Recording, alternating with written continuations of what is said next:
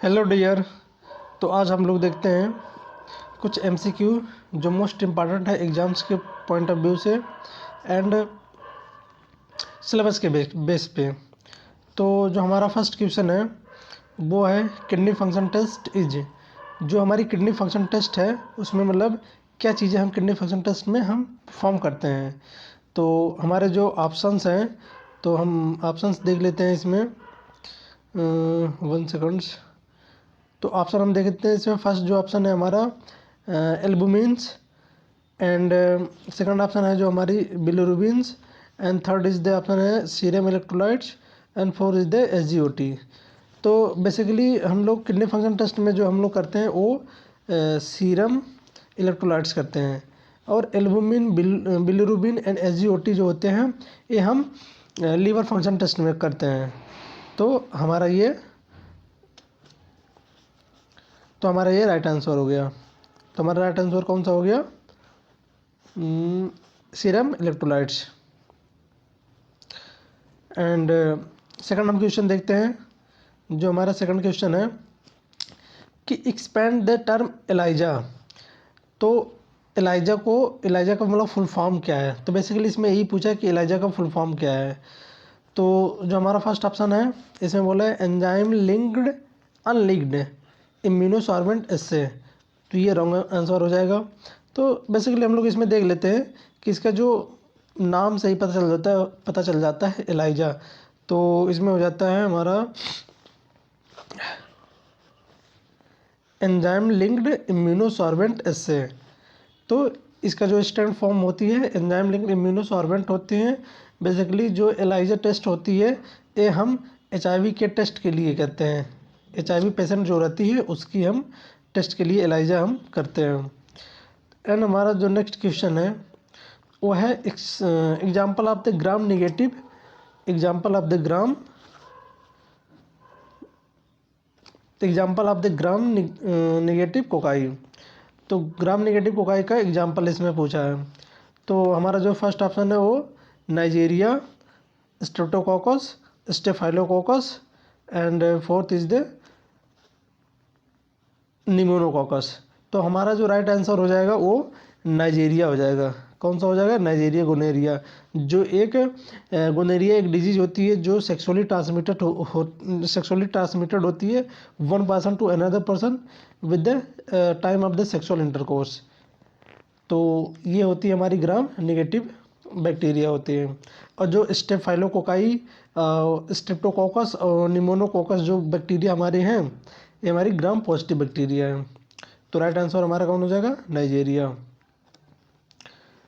And next question हमारा जो है ये बहुत इंपॉर्टेंट क्वेश्चन हैं कॉम्पिटिटिव एग्ज़ाम के बेसिस पे और हमारे लैब के लिए भी बहुत इंपॉर्टेंट क्वेश्चन है। बेसिकली ये चीज़ें हर लैब में मतलब चीज़ें कराई जाती हैं। जैसे full form of the FNSC and fire मतलब full form of the FNSC. Basically आप किसी भी पैथोलॉजी लैब पे आप देखे होंगे कि एफएनएससी लिखा था, उसका मतलब क्या होती है? तो उसका जो मेन मतलब होती है हम सीधे आंसर पे बात करते हैं। एक सेकंड। तो इसका जो एफएनएससी का फुल फॉर्म होती है वो होती है फाइन नीडल एस्पिरेशन साइटोलॉजी। तो हमारा राइट आंसर हो जाएगा हमारा fine needle aspiration cytology. Basically इसमें एफएनएससी में हम लोग ये जांचें करते हैं कि बॉडी में जितने टाइप के फ्लूइड्स होते हैं फ्लूइड को एक फाइन नीडल यानी एक पतली नीडल के द्वारा हम एस्पिरेशन मतलब कि निकालते हैं और निकालने के बाद उसकी एग्जामिनेशन हम कहाँ करते हैं? साइटोलॉजी विभाग में। यानी साइटोलॉजी विभाग में हम क्या करते हैं जितने भी फ्लूइड्स होते हैं जो हमारे बॉडी में पाए जाते हैं जो मतलब ऐसा लगता है कि हमें डिजीज काज कर सकती हैं तो उसको निकाल कर एक फाइन नीडल एक पतली नीडल के थ्रू निकाल कर हम उसको साइटोलॉजी में टेस्ट परफॉर्म करते हैं जिससे हमको पता चल जाती है कि इस जो फ्लूइड है इसमें क्या चीज़ें मतलब डिजीज है। तो अगला क्वेश्चन देख लेते हैं हम लोग। तो अगला क्वेश्चन हमारी है कि Mantoux test is a skin test use for screening of. तो हमारी एक मेंटॉक्स टेस्ट होती है। तो यही बेसिकली पूछा कि जो मेंटॉक्स टेस्ट होती है वो हम क्यों करते हैं वो स्क्रीनिंग में। देखिए जो हमारे फर्स्ट ऑप्शन है लेप्रोसी, हेपेटाइटिस, एड्स, टीबी। तो हम जो करते हैं, हम जो मोनटॉक्स टेस्ट करते हैं, ये हम करते हैं टीबी के लिए। ये बेसिकली क्या होती है कि ये मोनटॉक्स एक पीपीडी होती है, प्रोटीन प्यूरिफाइड डेरिवेटिव्स होती है। तो ये क्या करते हैं, हम अपने जो हमारे हैंड्स होते हैं, हैंड्स में क्या करते हैं, थोड़े से इंजेक्ट कर देते हैं नीडल के थ्रू, और उसको 24 आवर्स तक हम बोल देते हैं पेशेंट को कि आप साबुन, तेल्स, क्रीम्स, इन सब चीज़ों को अवॉइड करें। और फिर हम उसको नेक्स्ट डे 24 आवर्स के बाद हम उसको पेशेंट को हम फिर लैब पे बुलाते हैं और फिर उसका एग्जामिनेशन करते हैं कि जहाँ हमने पीपीडी इंसर्ट किया था बॉडी में, तो उसकी हम डायमीटर को चेक करते हैं। तो बेसिकली जो चाइल्ड में होती है, तो चाइल्ड में हम इंच मेजरमेंट के थ्रू मेजर करते हैं कि अगर लेस देन 8 mm अगर वो डायमीटर का जो स्वेलिंग हुई है उस बॉडी पार्ट में, तो हम बोल देते हैं कि वो नेगेटिव है। और लेस देन 8 mm हो जाती है तो उसको हम बोल देते हैं ये पॉजिटिव है। और बेसिकली जो पीपीडी हम बॉडी में इंजेक्ट करते हैं, तो वो क्या होती है, जो चाइल्ड के लिए करते हैं 0.5 और एडल्ट के लिए 1। तो नेक्स्ट क्वेश्चन देख लेते हैं हम। तो इसका आंसर हो जाएगा टीबी हो जाएगा, टीबी की टेस्ट के लिए करते हैं। और नेक्स्ट क्वेश्चन हमारा है the site for CSF collection in adult. हम CSF जो कलेक्ट करते हैं बॉडी से, एडल्ट में हम कहाँ से करते हैं। तो बेसिकली CSF जो होती है ये सेरिब्रल स्पाइनल फ्लूइड होती हैं जो हमारे ब्रेन में और स्पाइनल कॉर्ड में प्रेजेंट होती हैं।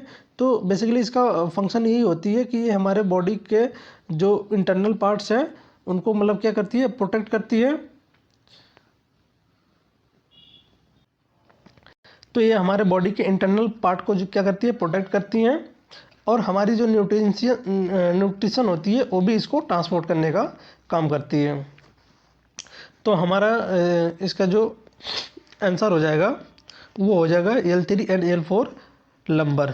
क्योंकि हम अपने वर्टिब्रल कॉलम को ऐसे ऐसे करके देखते हैं, तो हमारी जो एक सेकंड, तो हमारी जो ये सर्वाइकल होती है 7 पेयर नंबर में होती है। थोरेसिक हमारी जो होती है ये 12 पेयर में होती है। उसके बाद लंबर जो होती है 5 होती है। तो हमें थर्ड एंड फोर्थ पे हम लोग लंबर पंचर करते हैं। और जिस नीडल से हम लोग करते हैं, इसमें CSF कलेक्ट करते हैं, उसको बोलते हैं हम lumbar puncture needle, LP needle बोलते हैं हम। और ये सर्वाइकल थोरेसिक ये लंबर हो जाएगा। और इसके बाद होती है सेक्रम, एक होती है जो कि 4 बोन्स के फ्यूजन से मिलकर बनी होती है। और उसके बाद कोकेक्स होती है, ये भी एक ही होती है एडल्ट में, लेकिन ये एक्चुअली सॉरी 5 बोन्स के फ्यूजन से बनती है, ये 4 बोन के फ्यूजन से बनती है। तो इसका राइट आंसर हो जाएगा हमारा L3 and 4 lumbar. And next question हम लोग देखते हैं कि इज एन ऑस्ट्रेलियन एंटीजन, कि ऑस्ट्रेलियन एंटीजन क्या होती है। तो बेसिकली इसमें हम लोग देखते हैं ऑस्ट्रेलियन एंटीजन जो होती है ये होती है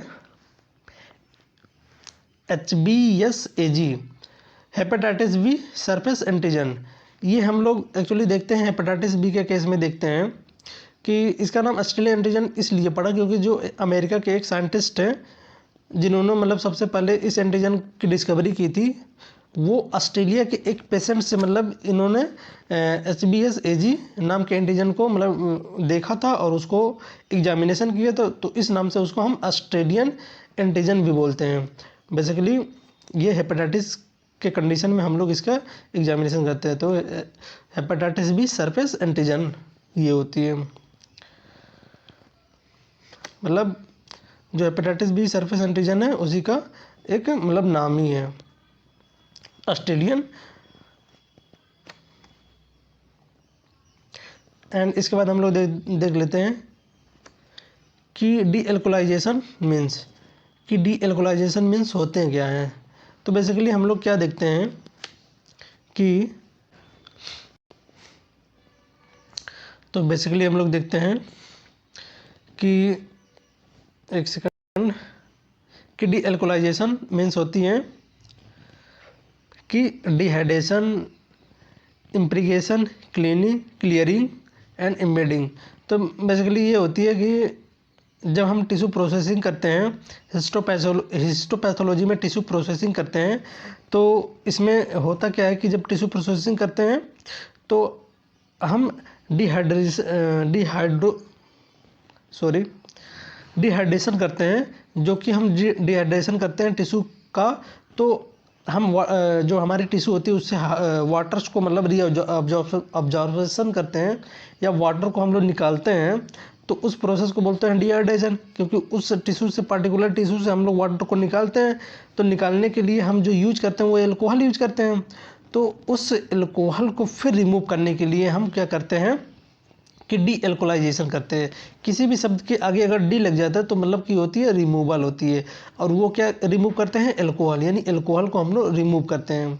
मतलब बेसिकली यही मतलब होती है कि जब टिश्यू प्रोसेसिंग होती है हिस्टोपैथोलॉजी में, तो हम टिश्यू से डिहाइड्रेशन करते हैं, यानी वाटर वहाँ से निकालते हैं। तो वाटर निकालने के लिए हम लोग एल्कोहल का यूज करते हैं।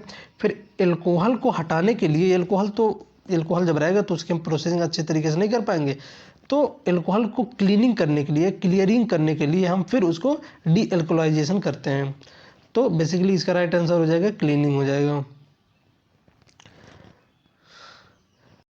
नेक्स्ट क्वेश्चन हम लोग देख लेते हैं। The complete suppression of urine is known as. Basically इसका कहने का मतलब यही है कि ऐसा पर्सन जिसमें यूरिन का फॉर्मेशन ही नहीं हो रही है, तो यूरिन का फॉर्मेशन ही नहीं हो रही है, तो वो हमारा राइट आंसर हो जाएगा एनीयूरिया। अगर हमारी यूरिन की फॉर्मेशन लेस देन 500 ml से कम हो रही है, तो हम लोग उसको बोल देते हैं ओलिगोयूरिया। और इसमें दो शब्द और जुड़ा हुआ है, हाइपोस्टेन्यूरिया एंड हाइपरस्टेन्यूरिया। ये बेसिकली होती क्या है कि हाइपोस्टेन्यूरिया होती है हमारी कंसंट्रेशन को बताती है, कि हमारी मतलब कंसंट्रेशन यानी ग्रेविटी को बताती है कि हमारी जो यूरिन की ग्रेविटी है वो कम है कि ज़्यादा है। अगर हाइपो लग जाएगा, हाइपर स्टेन्यूरिया हो जाएगा, तो हमारी यूरिन की जो ग्रेविटी है वो कम है। हाइपर स्टेन्यूरिया हो जाएगी तो हमारी यूरिन की जो ग्रेविटी है वो थोड़ा ज़्यादा है। तो बेसिकली यही होती है इसमें। तो आज के लिए बस इतना ही, मिलेंगे नेक्स्ट क्लास में, नेक्स्ट डे। Thank you.